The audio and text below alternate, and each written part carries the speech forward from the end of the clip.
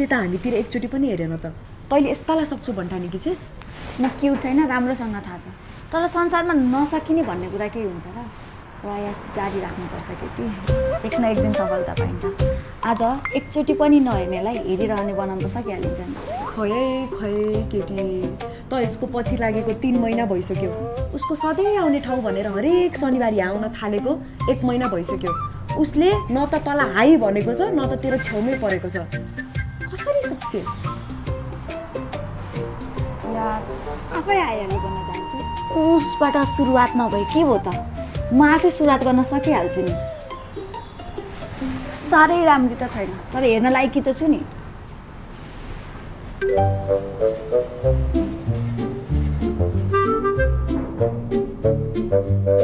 मुदार मेरो मनले निकै प्रेसर दिइसके जस्तो त, आफै अगाडि बढिन भने एक्सिडेन्ट होला।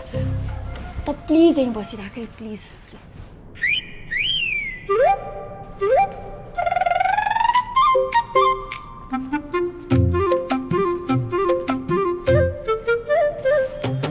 एक्सक्युज मी, के म यहाँ बस्न सक्छु? स्योर। हामीले कतै भेटेका थियौँ क्या र? तपाईँलाई मैले पहिले कहाँ देखेँ यादै भएन। तपाईँ? म सुस्मिता थापा। फेस ग्लो क्रिमको बिजनेस सेमिनारमा तपाईँको मोटिभेसनल स्पिच सुनेर आफूलाई रोक्नै नसकेर स्टेजमै गएर बधाई दिएकी थिएँ। याद गर्नुहोस् त? याद आयो, yes. The lady with the beautiful bouquet. कस्तो राम्रो फुलको बुके पनि दिनुभएको थियो नि। फेस ग्लो क्रिमकै लोकल मार्केटिङ गर्छु भन्नुभएको थियो क्या र? फेस ग्लो क्रिमलाई डिस्ट्रिब्युटरबाट लिएर पसलतिर र ब्युटी पार्लरतिर पुर्याउने काम गर्छु। जब कम्पनीले जब अफर त गरेको थियो, तर आफूले चाहेको टाइममा काम गर्ने फ्रिडम नपाइने र यो मार्केटिङमा हुने जति कमाइ पनि नहुने, त्यसैले यही काममा सेट बाँकी छु। सही हो, फ्री हुनुको मजै बेग्लै। म त हेर्नुहोस् कम्पनीको म्यानेजर परेँ, चाहेर पनि फ्री टाइम निकाल्न सकिरहेकै हुन्न। अब काम र कम्पनी छोडौँ भन्न पनि भयो। आफ्नै फुपूको कम्पनी 2 वर्ष यहाँ सघाइदिए, अमेरिकाको अर्को कम्पनीमा जब स्योर गरिदिन्छु भन्नुभएको छ। त्यही भएकोले ड्याडी मम्मीले पनि नछोड भनेर पासोमा पार्नु भएको छ। रासर, यो हजुरको चिज बर्गर, यो चिकन मन्चुरियन, यो बिरयानी, यो पनिर चिल्ली, अरू केही पनि ल्याउँ कि सर? पर्दैन भाइ। सरी सुस्मिताजी, तपाईँ के लिनुहुन्छ? मेनु हेर्नुहोस् न है। म त निस्कने हतारमा तपाईँलाई घुसुकै बिर्सेछु। भाइ, म्यामको अर्डर पनि जोडेर बिल बनाइहाल है। मैले अघि भर्खरै लिइसकेँ, केही पनि पर्दैन। तपाईँ कतै निस्किहाल्न आँट्नु भएको त होइन नि? अनफर्चुनेटली हो, घरमा सानो मम्मी आउनु भएको छ, उहाँकै लागि आज बाहिरको खाजा भनेर लगिन आँटेको। तपाईँको अलिकति टाइम पाउँछ कि जस्तो लागेको थियो। केही स्पेसल कुरा थियो? That okay, see you by.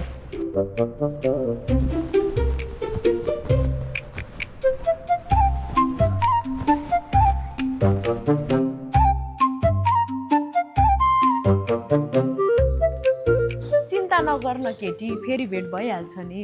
आज केही कुरा हुन पाएको भए पो अर्कोचोटि कुरा गर्ने बहाना पनि हुन्थ्यो। चम्पी सित्तैमा 100 रुपियाँ पनि स्पाइले 400 रुपियाँ तिरेर आइयो। यसरी घरिघरि तिरिराख्नु पर्यो भने त भिक्कारी भइन्छ। छोड्दैन त पछि लाग्न। त्यसो भए के देखिस् र त्यसमा यस्तो मरिहत्ते गर्छेस्? धनी छ भनेर त पक्कै होइन होला। ऊ धनी र म गरिब भएर होइन के, उसलाई फर्स्टचोटि देख्ने बित्तिकै लभ एट फर्स्ट साइट भएको थियो। मान्छे पनि ह्यान्डसमै छ, त्यसमाथि क्या बोल्छ यार। त्यो सेमिनारमा उसले बोलेको सुन्दा सबैजनाले आँखा पनि नझिम्काइ सासै रोकेर उसैका कुरा सुनिरहेका थिए। मन्त्रमुग्धै भएर कि मैले त त्यति बेलै उसलाई मनमा नै बिहे गरिसकेको थिएँ। ऊ बाहेक अरू केटालाई त हेर्न पनि मन लाग्दैन। हेर मैया, यी धनी मान्छेहरू बोल्न सिपालु हुन्छन्, बोलेरै कमाइरहेका हुन्छन्। यो चाहिँ नबिर्सी। राम्रो रूप देखेर मिठो बोली सुनेर यो मान्छे ठिक छ भन्ने सोचेकी छेस् भने पछि पछुतो होला। कुरालाई कहाँबाट कहाँ लान्छेस् के? ऊ भलाद्मी केटा हो। त्यत्रो ठुलो कम्पनीको म्यानेजर भएर पनि सानिया माकी छिन् भनेर खाजा लिन आउने देखेकी छेस् कतै? उसको बारेमा ढुक्क हुनुहोस्, एकदम ढुक्क। बिजुलीको मेन मिटर र 100 मिटरहरू जम्मै बनाइदिएको छ। फेरि पनि कुनै खराबी देखियो भने नो लाइटको नम्बर छ तपाईँहरूसँग, खबर गर्नु होला, म तुरुन्तै आएर बनाइदिन्छु। हस् त, बाई। यो मान्छेले गफ दिएर गयो यार। हाम्रो घरमा बिजुलीको मिटर बिग्रेको छ भनेर खबर गर्ने कि म मात्रै हो कि घरबेटी? घरबेटी त अस्ति भर्खर बाहिर गएको होइन र? डेरावाला छन् तिनले भन्यो होला नि त। माने भन्यो होला तर हाम्रो घरमा सब मिटरै छैन। कहाँको सब मिटर भनेर गफ दिएको त त्यसले? ए बाबा, मिटर भन्दा भन्दै सब मिटर भन्ने शब्द निस्क्यो होला। त के भन्दै थिइस् के उसको बारेमा? उसको बारेमा जसले जे भने नि फरकै पर्दैन। उसलाई त म जसरी भए नि आफ्नो हस्बेन्ड बनाएरै छाड्छु। हेरिराख। जसरी भए पनि उसलाई आफ्नो हस्बेन्ड बनाउन सकिनस् भने के गर्छस्? जनरली मैले गर्लफ्रेन्ड बनाउँछु भनेर सोचेको छैन, तर मन खाने कोही भेटे बनाउँदिनँ वा मेरो कोही गर्लफ्रेन्ड बन्नै सक्दैन भनेर कसम पनि खान्न। टाइमले मान्छेलाई जे पनि गराउन सक्छ। मान्छे समयको दास हो यार। साँच्चै यो कुरा सोधेको चाहिँ किन तिमीले? ह्याबिट, बानी नै यस्तो छ। गाउँमा मेरो परिवार एकदमै सामान्य, तर बुवा आमाले घरको इज्जतलाई एकदमै इम्पोर्टेन्स दिने। कोही मान्छेसँग व्यवहार गर्नु छ भने त्यो मान्छेको बारेमा सबै कुरा थाहा हुनुपर्छ, छैन भने सोधीखोजी गरेर थाहा पाउनुपर्छ भनेर सिकाउनु भएको छ। सोधीखोजी गर्ने त बानी नै परिसक्यो। त्यसैले मान्छेको लाइफमा पर्सनल कुराहरूलाई पर्सनल हुनै दिएको राम्रो के। एकदमै पर्सनल कुरा सोध्न मन छ। रिसाउँदैनौ भने सोधौँ? वी आर फ्रेन्ड्स यार, किन रिसाउनु? जे मन लाग्छ सोध न, रिसाउँदिन। के तिमीले तिमीले मलाई सर, बिल 2450 रुपियाँ। क्युआर ल्याइहाल नि त। पर्दैन, म तिरिहाल्छु नि। भाइ यसलाई मेरो नाममा लेख्देऊ न। नो, 5 पटक भइसक्यो तिमीले तिरेको।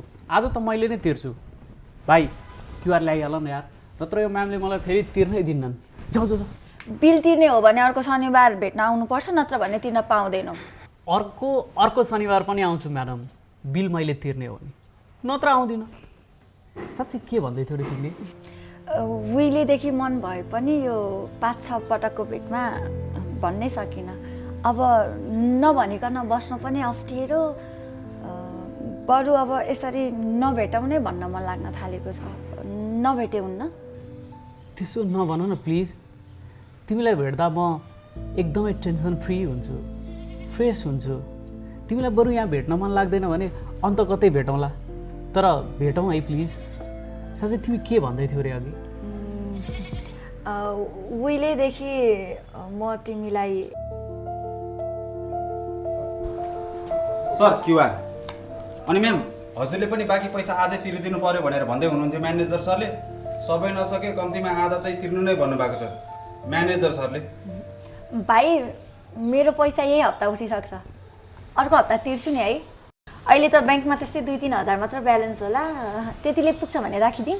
म्याम, हजुरको टोटल 11,700 रुपियाँ भएको छ। आधा तिर्न पनि 6,000 चाहिन्छ। अब भाइ यो 14,500, 2,450 आजको र 11,700 पुरानो गरेर 14,150 हुन्छ। बाँकी 350 तिमीले नै राख्नु है। Thank you sir. मैले तिर्नु पर्ने तिमीले किन तिरेको? अरू केटीको नि यसरी बिल तिर्दै हुन्छ कि क्या? मैले तिरेको हो र तिमीले नै तिर्ने हो। उधारो अब मसँग भयो, कलेक्सन हुने बित्तिकै उधारो दिइहाल्ने नि। खाना बोलाएपछि आफैले तिर्ने, उधारो बाँकी नराख्ने र बोलेको कुरा पुर्याउने बानी छ मेरो। डराउनु पर्दैन, उधारो टाइममै तिर्छु। तिर्दैन भनेर डराएको हो र? तिम्रो डायलग सुनेर पो डराएको त। फेरि कता कता तिमी रिसायो भने मेरो ढाडै भाल्थ्यौ नि भन्ने डर पो लाग्न थाल्यो। नपिराउनु, नडराउनु। Anyway, thank you. Thank you. अब म त्यतिखेर सुन्छु जतिखेर तिमी मैले बोलाएको ठाउँमा आउँछौ। तिमीले बोलायो भने त बागमती नदीको बिचमा पनि आउँछु। भन न कुन ठाउँमा आउनु पर्यो? होटलमा? बाफे, होटलमा होइन के, 5 स्टार होटलको रेस्टुरेन्टमा। कहिले आउँछु भनिस् त? बाउलाई कतै खाना जाँदा आफूले तिर्ने, अरूले तिरे पनि कम खर्च गराउने, मेरो बानी बिर्सिस्? 5 स्टार होटलको रेस्टुरेन्टमा त एकै दिनमा 15-20 हजारको बिल त आइहाल्छ। हुनेवाला श्रीमानको एकै दिनको भेटमा त्यत्रो पैसा कसरी खर्च गराउनु क्या मैले? हुनेवाला श्रीमान पक्का भइसकिस्, तेरो श्रीमान हुन्छ भनेर। ऊ भएन भने अरू कोही पनि हुँदैन। यार, के साह्रो माया गरेको कि मेरो मनले उसलाई, आफैले बुझ्न सकिरहेको छैन। कहाँबाट फोहोर लागेछ। यति धुलो परेको थियो, यस्तो मन परेर किनेको काँक्रो क्यार्न फालेको। चाहे जतिसुकै मन परेर किने पनि फोहोर र खराब कुरा न त म खान्छु न त राख्छु नि, थाहा छैन र तँलाई? यस्तो त कुन दिन आफ्नो बोयफ्रेन्डलाई पनि खराब रहेछ यो त भनेर फाल्न बेर लाउँदैन। खराब रहेछ भने त फालिदिन्छु नि केटी म त। तर मेरो राजा चाहिँ त्यस्तो हुनै सक्दैन, हेरिराख। त यसरी कसैको प्रेममा पागल भएको कुरा तेरो प्रेमीलाई नै थाहा छैन। घरकालाई कहिले भन्छेस् अनि उसैलाई कहिले भन्छेस्? अर्को भेटमा त जसरी भए पनि भन्छु। रह्यो घरकालाई, घरमा एक दिदी बाहेक को नै छ र? काका काकी भन्नु मात्रैका हुन्। अंशबण्डमा मूल घर पाएनन्, त्यसैले बाबा हुँदादेखि नै हाम्रो घर आउन छोडिदिए। बाबा बितिसकेपछि त झन् हाम्रो घरको बाटै हिँड्न छोडिदिए।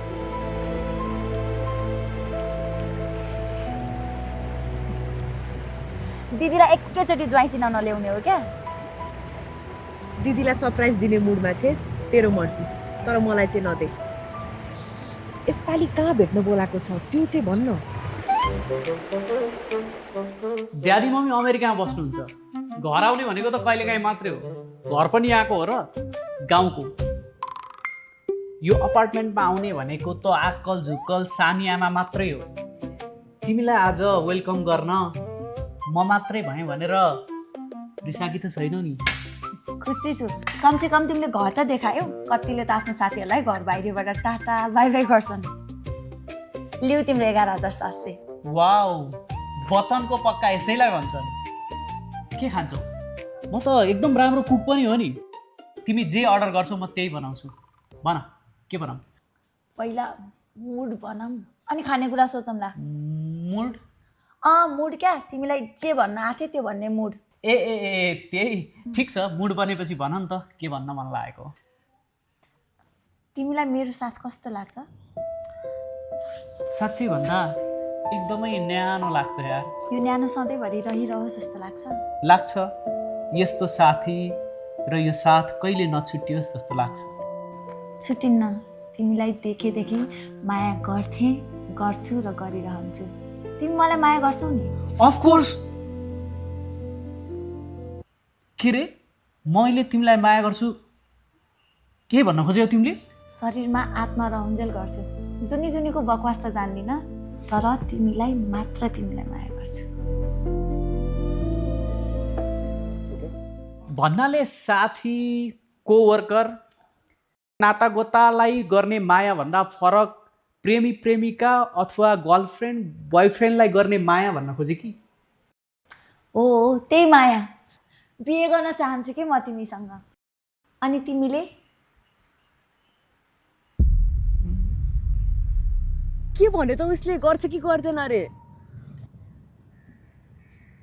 अभियसली गर्छु भन्यो। पहिलेदेखि मन पराउँथ्यो अरे, रिजेक्ट होला भन्ने डरले भन्न मात्र नसकेको अरे। देखिस्, मैले उसलाई जसरी भए नि आफ्नो बनाएरै छोड्छु भनेको थिएँ नि। पुऱ्याइन त बोलेको कुरा। विश्वासै लागिरहेको छैन यार।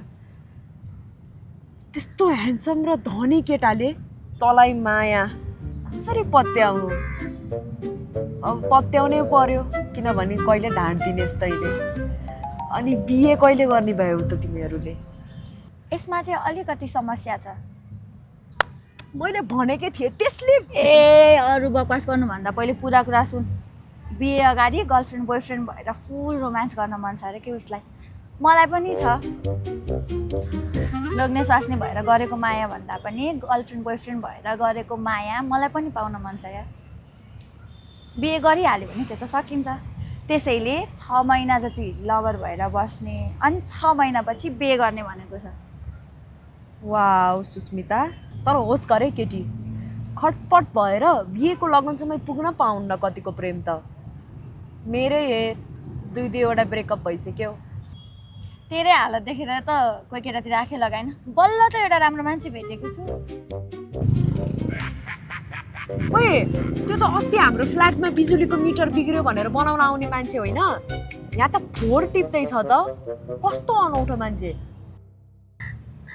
चटक्यो होला के त्यो, टिकटकतिर भिडियो हाल्ने। होस् छोड, सुन न, मैले नि दिदीलाई यतै बोलाएँ। लिभिङ रुम उहाँकै लागि छोडौँ है। तेरोमा कहिले काहीँ पाहुना आउँदा दिदीलाई म मेरो रुममा लिएर गएर राखौँला। हुनेवाला ज्वाइँले हुनेवाली दिदी सासूलाई पनि त कहिले काहीँ भेट्नु पर्यो नि होइन? हुनेवाला दिदी सासू मात्र होइन, हुनेवाला सालीलाई नि भेट्नु पर्यो नि। अनि साँच्ची उसको अमेरिकामा भएको मम्मी ड्याडीले मान्छन् त?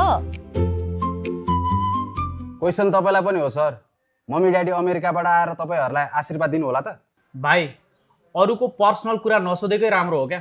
जे हुन्छ पछि थाहा पाइहाल्छौ नि, किन अहिले नि एक्साइटेड हुन्छौ? जेसुकै होस्, हजुरहरूको बेमा मलाई पनि डाक्नुपर्छ है।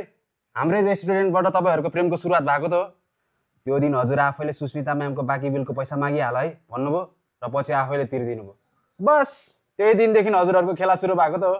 अलिकति क्रेडिट त मैलाई पनि जान्छ होला नि, होइन? भाइ आज बोल्यौ ठिक छ, तर आइन्दा त्यो सुस्मिताको बाँकी बिल मैले तिर्न लगाएको भन्ने कुरा भन्यो भने ठिक हुने छैन।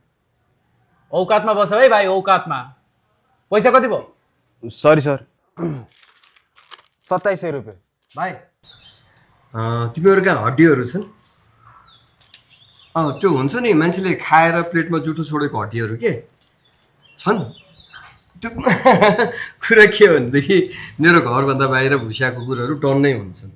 अब आफ्नै पालेको कुकुरलाई अब त्यो खुवाउने मासु र हड्डी तिनीहरूलाई लगिदिन भएन।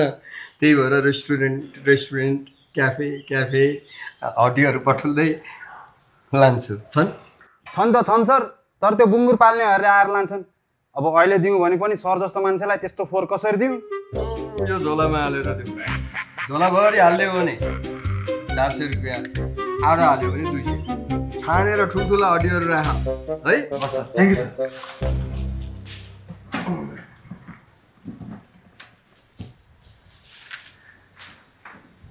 मैले तपाईँलाई पहिले पनि कतै देखेको हो? देखेको भए सोध्थे तँलाई। म्यानेजरको काम कस्तो हुन्छ? सो कुर्सीमा बसेर आदेश दिने हो कि आफै जोतिएर खटाएको खटन गर्ने हो? जे गरे अर्काकै काम गर्ने त होला। होइन के दिदी, ऊ त कम्पनीको मालिक जस्तै हो। हेर्नुहोस् त कस्तो ह्यान्डसम देखिन्छ। यत्तिको ह्यान्डसमको पछाडि अरू फत्योरी केटीहरू लागेका छन् कि छैनन् चेक गर्यौ? अनि फेरि म्यानेजर हुँदैमा मालिक जस्तो चाहिँ कसरी हुन्छ? भोलि कामबाट निकाल्दियो भने के गरेर खान्छ खुवाउँछ? उसको आफ्नै फुपूको कम्पनी हो। अझ केही दिनपछि त अमेरिका जाँदैछ, अझै ठुलो कम्पनीमा म्यानेजर भएर। तपाईँले सोचेको जस्तो खानकै लाउनकै गाह्रो हुने मान्छे होइन के हो। खेतीपाती नभएको अर्काको काम गर्ने मान्छेलाई सधैँ खाना लाउन अप्ठ्यारो परेको देखेकी छु। कि त आफ्नै इलम व्यापार हुनु पर्यो? कम्तीमा तिमीहरूको जस्तो भए पनि।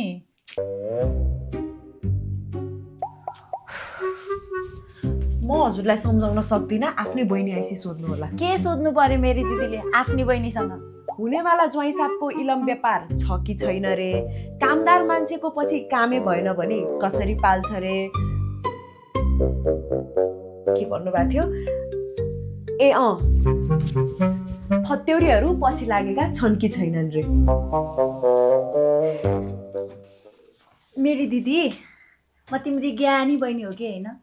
बहिनीले छानेको मान्छे साँच्चीकै राम्रो छ के। यो मान्छे ह्यान्डसम पनि भइदियो, यसमा उसको के गल्ती? तँलाई कतिको माया गर्छु। सुन्नेलाई सुनको माला, भन्नेलाई फुलको माला, यो कथा वैकुण्ठै जाला, भन्ने बेला तुरन्तै आउला भनेर जसरी प्रेम कथाहरू सुनाइन्छन् नि, हो त्यसरी नै हाम्रो प्रेम कथा सुनाउन मिल्ने जतिको माया गर्छ प्रिय। झुर फिल्मको झुर एक्टिङ राम्रो गर्दो रहेछ। झुर फिल्म खेल हिट हुन्छ। तिमीलाई भेटेपछि म त्यसै हिट भएको छु। हाम्रो प्रेमको चर्चा गल्ली गल्लीमा मात्र होइन, रेस्टुरेन्टमा पनि हुँदैछ। हामीले त्यो क्याफेमा भेटेको वेटरले पनि हाम्रो लभ स्टोरी खतरा चासो दिएर सुने रहेछ। थाहा पायो तिमीले? तिमी जस्तै कोही ह्यान्डसम भेटिन्छ कि भनेर जसिता कहिले काहीँ जान्छ कि त्यहाँ कसैले सुनायो होला। त्यो फतरीलाई कुनै ह्यान्डसम खोजिदिएन भने उसको मुख बन्द नहोला जस्तो छ। हुन्छ, उहाँको मुख बन्द गरिदिनको लागि मेरा ह्यान्डसम साथीहरू खोजिदिउँला, तर त्योभन्दा अगाडि तिमीले मेरो मुख बन्द गर्नुपर्छ। मैले तिम्रो मुख चाहिँ कसरी बन्द गरिदिनु के पाण्डु? तिम्रा तिरसिला ओठहरूले यो मुख थुनिदिने, सिम्पल। सरकारको मुख बन्द गरिदिने अर्को पनि उपाय छ। दिदीलाई भेट्न त म गइहाल्छु नि, त्योभन्दा अगाडि एउटा स्विट किस त। बिहेभन्दा अगाडि ओन्ली रोमान्स, नो किस। यार लभर यार, किस त एकदमै सिम्पल कुरा होइन र। म भोलि नै दिदीलाई भेट्न गइहाल्छु नि, त्योभन्दा अगाडि एउटा sweet kiss please. No no means no. के गरे यार, मेरो मायामा विश्वास छैन? विश्वास छ तर यसको अर्थ लिमिट क्रस गर्नु त होइन नि। के को लिमिट क्रस? अहिलेको जमानामा बिहे अगाडि मान्छेले सब थोक क्रस गरिसकेका हुन्छन्, तिमी भने जब किसमा लिमिट क्रसको कुरा गर्छौ। सरी राज, मैले तिमीले लिमिट क्रस गर्छौ भनेर अविश्वास गरेको होइन, तर तिम्रो बिहेभियरले मलाई र हुनसक्छ तिमीलाई पनि लिमिट क्रस गर्न प्रोभोक गर्छ भन्न खोजेको। Go out. अब म तिमीसँग त्यति बेला मात्र बिहे गर्छु जति बेला तिमीले भनेका यी सम्पूर्ण लिमिटहरू क्रस गरिसक्छु, नत्र नो लभ नो बिहे।